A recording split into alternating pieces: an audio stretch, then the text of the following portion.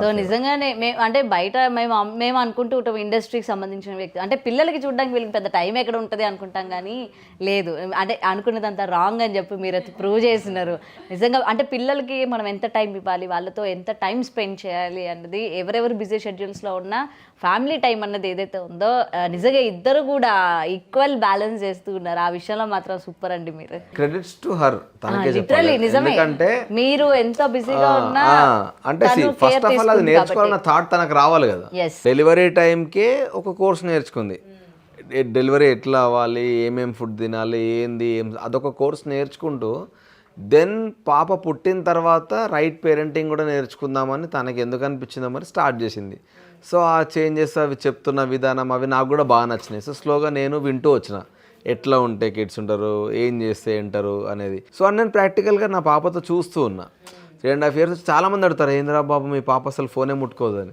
ఎందుకంటే ఫోన్ అన్న ఆప్షన్ తెలియదు ఏదన్నా ఇంకా నేను ఈ రోజుల్లో ఏమైపోయిందంటే ఫోన్ ముట్టుకోకపోతే అవునా ముట్టుకోదా అదేదో పెద్ద పాపం లాగా అవును పేరెంట్స్ కూడా ప్రౌడ్గా చెప్తారు మీకు తెలుసా మా బేబీ స్విగ్గీలో ఆర్డర్ చేసుకుంటుంది నా బిడ్డ 3 years కానీ she'll order by her self అది వాళ్ళ చైల్డ్హుడ్ బ్యూటిఫుల్ చైల్డ్హుడ్ని మనం తీసేసుకున్నట్టు వాళ్ళు ఎట్లా అంటే చూడు టెక్నాలజీని ఎంత త్వరగా వాళ్ళు గ్రాప్ చేసుకున్నారు ఎంత త్వరగా వాళ్ళు మూవ్ ఆన్ అవుతున్నారు అన్నట్టు కానీ యాక్చువల్గా అది వాళ్ళకి స్ట్రెస్ ఎక్కువ అదే ఆలోచించాం మనం అంటే ఆ లైట్ మంచిది కాదు first of all phone light మనకే మంచిది కాదు వాళ్ళు అలవాటు అయ్యారు అనుకోండి అంటే చిన్న ఏజ్లో మనం ఏజ్ చూపిస్తే వాళ్ళకి పెద్దగా లైఫ్ అదే చిన్నప్పుడే మనం అలవాటు చేస్తే అది ఇబ్బంది అవుతుంది అది నేను ప్రాక్టికల్గా చూస్తున్నా కాబట్టి ఎస్ ఎట్లయితే నేను స్మార్ట్ జోడీ నా డెసిషన్ రైట్ అన్నానో తన డెసిషన్ నాకు చాలా బాగా నచ్చింది అండ్ ఇప్పుడు తను అది ఏదైతే నేర్చుకుందో ఆ నేర్చుకున్నది ఇంకో నలుగురికి హెల్ప్ అవుతుంది సో నాకు ఇంకా హ్యాపీ అనిపించింది అండ్ మొత్తం అంటే వైఫ్ అండ్ హస్బెండ్ దగ్గర అంటే ఈ మధ్యకాలంలో మనం చూస్తూ ఉన్నాం చిన్న గొడవ వచ్చినా లేకపోతే ఏది వచ్చినా సరే వెంటనే విడిపోవడమే మెయిన్ డెసిషన్ అని చెప్పి తీసేసుకుంటూ ఉన్నారు అభయ్ గారిని అడిగితే అసలు ఒక వైఫ్ని మనం ఎలా హ్యాండిల్ చేయాలి లేకపోతే ఒక హస్బెండ్ని మనం ఎలా హ్యాండిల్ చేయాలి అంటే ఏం చెప్తారు బేసిక్గా ఎవరి పర్సనల్ లైఫ్ వాళ్ళకు ఉంటుంది సో ఆ స్పేస్ని మనం ఇద్దరం ఇచ్చుకోవాలి ఇంకోటి అండర్స్టాండింగ్ నేను ఒకటే సింపుల్ లైన్లో చెప్తా విడిపోవడానికి 1000 కారణాలు ఉన్నా వాళ్ళు కలిసి ఉందామని డిసైడ్ అయినప్పుడు ఒక్క కారణం అని ఉంటుంది లేకపోతే కలవరు కదా ఒక్క కారణం అని ఉంటుంది మనం కలిసి ఉందామని అనడానికి ఆ ఒక్క కారణం ఆలోచిస్తే ఈ 1000 కారణాలు వెళ్ళిపోతాయి ఎంతసేపు నువ్వెంత నేనెంత అనుకుంటే పోతుంది మేజర్ ప్రాబ్లం ఎనీ పేర్ కపుల్ మధ్యలో జరిగేది ఈగో ప్రొఫెషనల్ లైఫ్ సో ఎక్కువ మనం టైం ప్రొఫెషనల్ లైఫ్ స్పెండ్ చేస్తూ ఉంటాం ఇంటికి వచ్చిన తర్వాత వైఫ్ అండ్ హస్బెండ్ కలిసి మాట్లాడుకోవడం ఇది తక్కువైపోతుంది ఇది అయిపోవడం వల్ల ఇంకోటి ఏంటంటే ఒక take it for granted situation ఒకటి ఉంటుంది ఏంటి అంటే ఎట్లయినా ఇంటికి వెళ్ళిన తర్వాత మనం కలిసే ఉంటాం కదా అన్న పాయింట్లో మనం అనుకుంటాం కానీ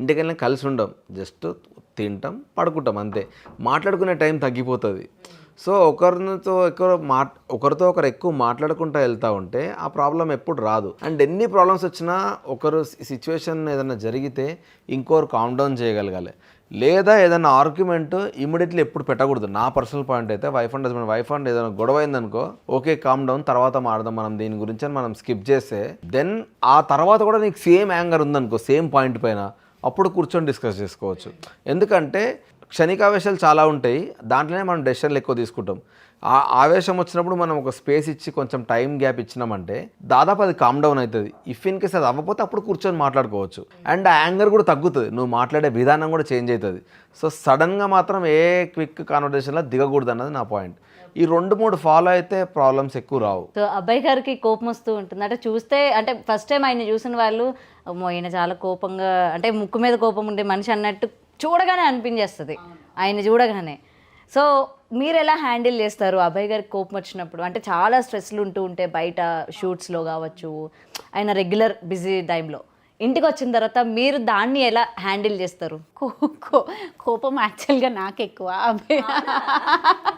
ఇంట్లో అయితే ఎందుకంటే పాపని మేనేజ్ చేస్తూ అగైన్ ఆఫీస్కి వెళ్ళేసి వచ్చి నేను స్ట్రెస్ అయిపోయి ఉంటా అబ్బాయి వచ్చి ఆమ్గా టీవీ చూస్తూ ఫోన్ చూస్తూ ఉంటే నా వల్ల కాదు ఇంకా అంటే నాకు ఒక ప్రాబ్లం ఉంది అది ఏంటి అంటే నేను ఏదైనా స్టోరీ రాసినా ఏం రాసినా సినిమాకి సంబంధించి ఏమైనా రాద్దాం అనుకున్నా నా ఫోన్ నోట్ ప్యాడ్లో రాసుకుంటా ఉంటా కంటిన్యూస్గా సో మనకి ఏంటంటే ఇప్పుడు రైటింగ్ అనేది నీకు ఒక సడన్ టైమింగ్లోనే మనకి తడుతుంది కూర్చొని ఒకటే ఫ్లోలో రాసుకుంటూ వెళ్ళలేము మనం ఎప్పుడైనా ఏదైనా స్టోరీ రాసినా సో నాకు ఏ మిడ్ నైట్ సడన్గా థాట్ వచ్చినా దాని ఫోన్ తీసి నోట్ ప్యాడ్లో రాస్తూ ఉంటాను. సో అది నాకు అలవాటు అయిపోయింది. ఈమె ప్రాబ్లం ఏంటంటే ఒక పర్టికులర్ టైం వచ్చిన తర్వాత ఆపేసి పడుకోరా అని తను అంటది. నాకేంటంటే ఏదైనా బెటర్మెంట్ ఐడియా వచ్చింది అనుకో, రేపు పొద్దున మర్చిపోతాం. డైరెక్టర్లకు అంతే కదండి, రేపు పొద్దున ఎక్కడ ఏ thought వస్తుందో తెలియదు. ఎగ్జాక్ట్లీ అదొక్క మేజర్. 3 లేవండి ఫోన్ పట్టుకొని మొన్న నైట్ ఏదో అంటే ఏదైనా యూట్యూబ్లో ఏదైనా వీడియోస్ చూస్తూ ఉంటా, ఏదైనా ఇన్ఫర్మేషన్ వస్తుందేమో అని ఇమ్మీడియట్లీ నోట్ ప్యాడ్ రాసుకుంటా ఉంటా. సో అదొక్కటే నా మేజర్ డ్రాబ్యాక్.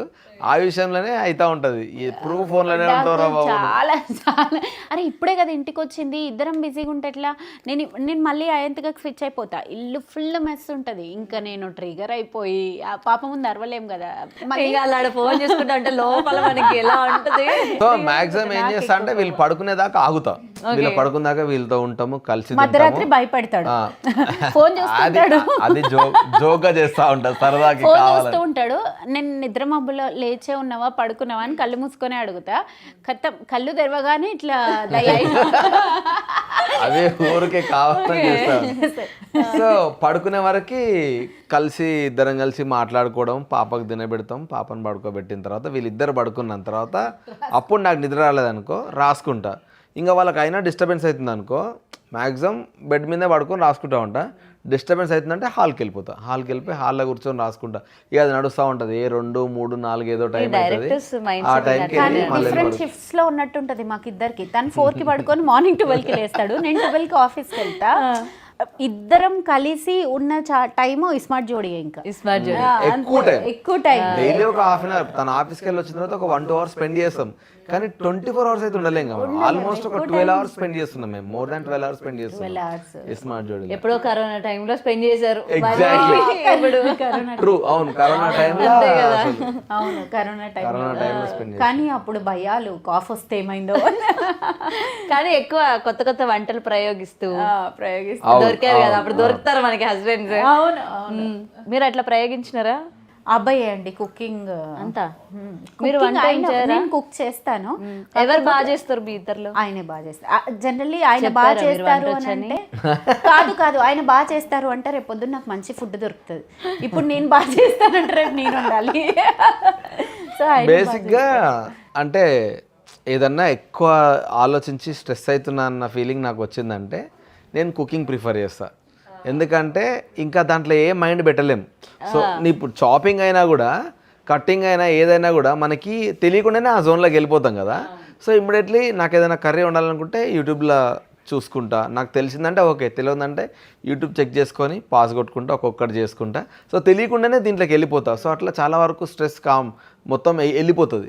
సో నేను కుకింగ్ ఎక్కువ ప్రిఫర్ చేస్తాను. నేను ఏం కోరుకుంటా అంటే మా ఆయన ఎప్పుడు స్ట్రెస్లోనే ఉండాలని కోరుకుంటా. అప్పుడు రోజు వండి పెట్టచ్చు కదా. మళ్ళీ వంటలో కూడా నాకు ఎట్లా అంటే సపోజ్ యూట్యూబ్లో చూసి వండుతున్నా అనుకో, దాంట్లో వాడు ఆనియన్స్ కొద్ది వరకు వేగాలి అన్నానంటే అది వేగేదాకా ఆనే వెయిట్ చేస్తాను నేను. అక్కడనే ఉంటాను, కరెక్ట్ పర్టికులర్ టైం వెయిట్ చేస్తాను. ఎందుకంటే అంటే నా కుకింగ్ ఏంటంటే ఎనీథింగ్ పర్ఫెక్షన్ ఉండాలా. ఎస్పెషల్లీ కుకింగ్లో అన్ని ఇంగ్రీడియంట్స్ ఉండడం ఈజీ, కానీ ఒక టైం ఫ్రేమ్ ప్రకారం చేస్తే టేస్ట్ చాలా మంచిగా వస్తుంది. సో అందుకని నేను వదిలేస్తాం కదా, అది మిస్ అయింది నెక్స్ట్ అలా ఉండదు. అది మిస్ అయితే అది ఆర్డర్ చేయాలి, అది ఇంటికి రావాలి, ఉండాలి. అది 30 seconds వేయాలంటే 30 seconds బేసిక్గా సినిమాలో రేడియోలో విని రాజేంద్ర ప్రసాద్ గుర్తొస్తుంది నాకు అసలు. బేసిక్గా మనము స్ట్రెస్ పోగొట్టుకోవడానికి కదా వండేది. ఆ వండేది నీట్గా వండితే తినేటప్పుడు కూడా ప్రశాంతంగా తింటాం కదా. అందుకని చాలా మీరు చికెన్, మటన్, ఆలూ ఫ్రై, పప్పుచారు, పచ్చి పులుసు అండ్ ఆల్మోస్ట్ అన్ని నాన్ వెజ్ నేనే వండుతా. రిమైనింగ్ అని నేను వండుతా. ఓకే, రిమైనింగ్ రైస్ ఒకటే కదా ఉంటుంది కుక్కర్ లో పెట్టడం, అంతే కదండి. రైస్ నేను వండుతా, రిమైనింగ్ అంతా నేను వండుతానండి. మొత్తం అన్ని సరే వండేసిన తర్వాత అండ్ టీ బాగా పెడతా. మేము ఇంట్లో నేను కాఫీ, తన టీ. సో నా కాఫీ నేను పెట్టుకుంటా, తన టీ తను పెట్టుకుంటా. Okay. For more videos like this, subscribe Big TV channel.